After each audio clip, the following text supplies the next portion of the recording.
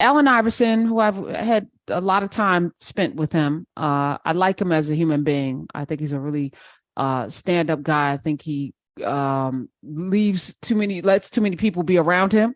I think he can't say no. It's really hard for him to say no. And I think sometimes, in that when you're that type of person, sometimes the wrong people around you. So he's got that. But what he doesn't have is financial issues, right? Because of that Reebok. So he's got a Reebok payday that's going to be $32 million, I think, when he turns 50, 51. But he's also, which I didn't know, he is getting money every year. I think it's $800,000 a year from the Reebok parent company for a deal that was done after ABG acquired the athletic wear company in 2022. This also helped. It's the 55th birthday. I'm sorry. 55th birthday is when he gets the $32 million payout, but he's also getting $800,000 a year. Somebody looked out for him. Yes. I love that story. I remember seeing it kind of towards the end of his career, because I think he came back and he retired with Philadelphia, and they talked about, he had some issues prior, or he owed some jewelry and some other different things. They were talking about his financial issues. But they also talked about his agent. And one of the reasons he signed with Reebok was because they were going to put that money in an account. And I thought it was, 40 million, something, 32 million, like you said. And they put it aside for him.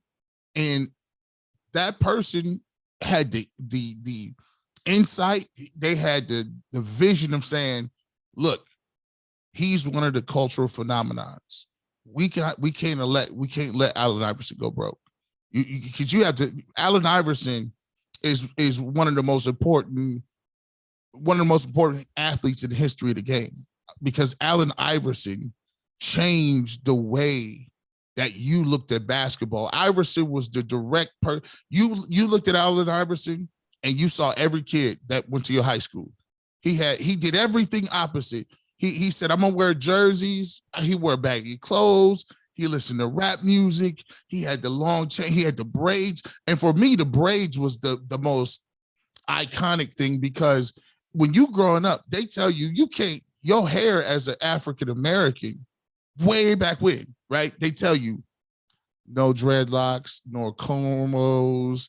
You got to straighten your hair if you're a Black female. You can't have all those things come with negative connotations if you want to be known as a professional person that's going to move somewhere. It was a thing where that wasn't even marketable. Even you look at the athletes before, Michael Jordan was very clean cut. Michael Jordan never really said too much. Historically, let me just, because I feel like the more I'm looking at the NFL and I'm reading this book by Dr. Daniel Black, called The Coming, which is putting me in a headspace that I probably need to be in. Really angry, but I feel like the NFL grooms you to be docile. I feel like college football grooms our young men to accept this oppression. I feel like high school football, Pop Warner, they groom you from a little tyke to take master's instructions, and it carries through, right? So even what Allen was like, nah, in David Stern, rest in whatever, wanted to institute a rule on how to dress, as everything's about controlling these Black bodies. It is. And Allen was like, nah. And I'm going for that. And he did it at the highest level. There's a thing that you mentioned here where you talk about there's a direct correlation in the way they treat you as an athlete. Right now, there's name, image, and likeness that just came into the forefront. Now, one of the first shows I did was saying I equated the fact that they didn't want Black athletes to get money. I equated that to, I said, it's not slavery, but it's sure sharecropping. I mean, if you want to look at it from a standpoint, and I would always pose the question, they would all say, you're an amateur. Those kids don't know, they're going to waste that money. They're ruining the sport. I said, how is it ruining the sport? You getting $10 million to coach. And if education was all that it took, well, why don't the coach work for the education? Does he have a master's degree? How about you coach for your master's degree? We'll let your kids come to school for free and they would look at you like you're crazy.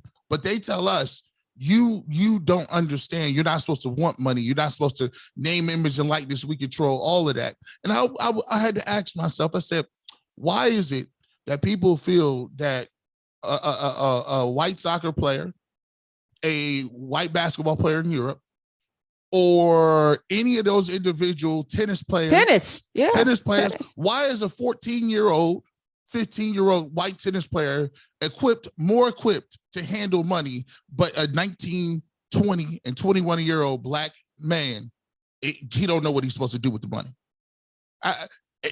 They can make all the money they want. The worst thing is your university's making billions off of that black kid. So if he wanted to spend every dime of that money,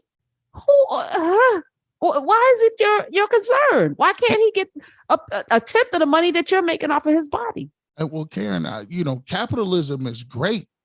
It just seems capitalism is good for everybody that look like me. Capitalism runs. We like the laissez-faire, the invisible hand. We don't want no taxes on nobody. Listen, we want you to be able to, spend. Small business owners have a right to make we do all of that. But the second we talk about enterprise and capitalizing off your God-given ability, there's 5 to 6 people standing in line that got to get paid before you see a payday. 5 to 6. Garrett Bush is here. G Bush 91. What's the 91 for? 91 is the football number. So, that 91 is a football number. My number in high school was 71. So, I took the 91 and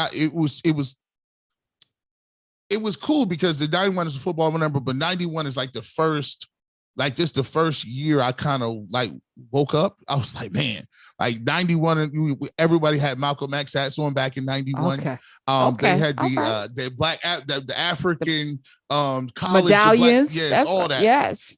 So 91 was the first day I woke up and was like, Public of Chuck D and them was out. Yeah. KR. Yes. I was when Fight the Power came out and I see them doing stepping in all the black. I said, but they got uniforms on. I was confused. I said, but it looks like a military. I know that ain't the United States military. And shout out to my dad. He went to HBCU too. So he went to, that's when it kind of woke up and I'm like, that is the exact opposite of what I lived. Cause I went to majority all white schools. So it was like, that was where I was getting my first education. That was those videos.